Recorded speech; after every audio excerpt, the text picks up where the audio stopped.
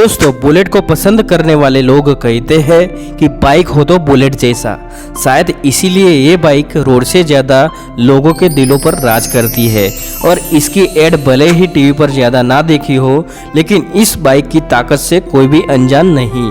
जी हाँ दोस्तों, मैं बात कर रहा हूँ रॉयल एनफील्ड की, जिसकी न सिर्फ भारत में बल्कि पूरी दुनिया में करोड़ों फैंस है।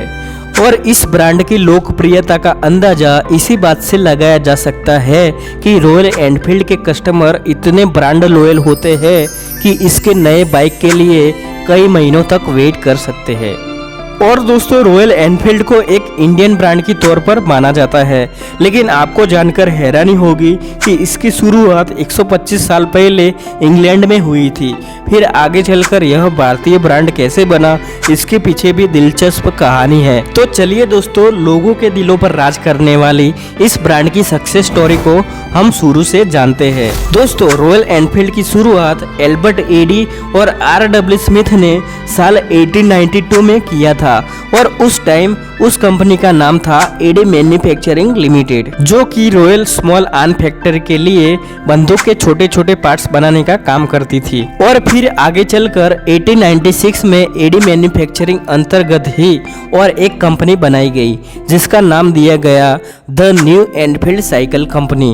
ये कंपनी मुख्य रूप से साइकिल और उसके कंपोनेंट्स बनाती थी। कुछ सालों बाद कंपनी ने कुछ नई सोच के साथ आगे बढ़ने का फैसला किया और फिर 1899 में उन्होंने 4 पहियों वाली एक साइकिल बनाई और इसके ठीक 2 साल बाद साइकिल पर ही इंजन जोड़कर एनफील्ड ने अपनी पहली मोटरसाइकिल लॉन्च की, जिसमें उन्होंने मिनर्वा नाम की कंपनी का इंजन यूज किया था। और फिर 93 में एनफील्ड कंपनी ने कार प्रोडक्शन में भी अपना कदम बढ़ा दिया। हालांकि इस बिजनेस से अगले कुछ सालों में बहुत ज़्यादा नुकसान झेलना पड़ा और इसीलिए उन्होंने 97 में अपनी कार बनाने वाली कंपनी को ओल्ड एंड अनियंस नाम की कंपनी को बेच दी। लेकिन मोटरसाइकिल बनाने में कंसंट्रेट करने के बाद एनफील्ड को सबसे बड़ी सफलता 1914 में मिली। पहले वर्ल्ड वॉर के दौरान उन्हें ब्रिटिश वॉर डिपार्टमेंट को मोटरसाइकिल सप्लाई करने का एक बड़ा ऑर्डर मिला और फिर इंपीरियल रशियन गवर्नमेंट ने भी उन्हीं से मोटरसाइकिल खरीदने का फैसला किया।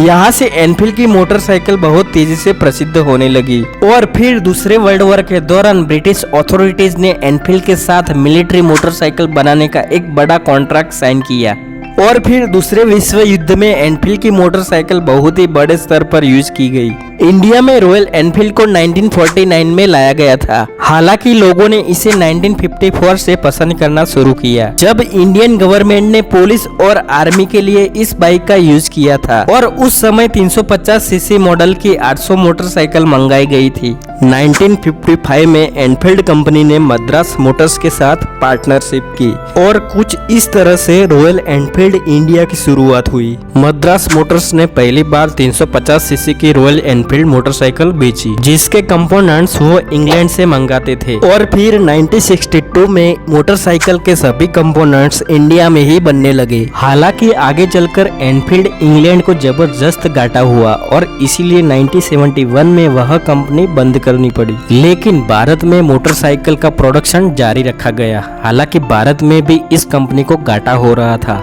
इसीलिए कंपनी आगे चलकर आइसर मोटर लिमिटेड के साथ मर्ज हो गई। और फिर आइसर ग्रुप के मालिक विक्रम लाल के बेटे सिद्धार्थ ने साल 2000 में आउटलेट्स और मार्केटिंग के दम पर फिर से इस मोटरसाइकिल की सेल बढ़ा दी, क्योंकि उन्होंने समय के हिसाब से डिजाइन में परिवर्तन किया था।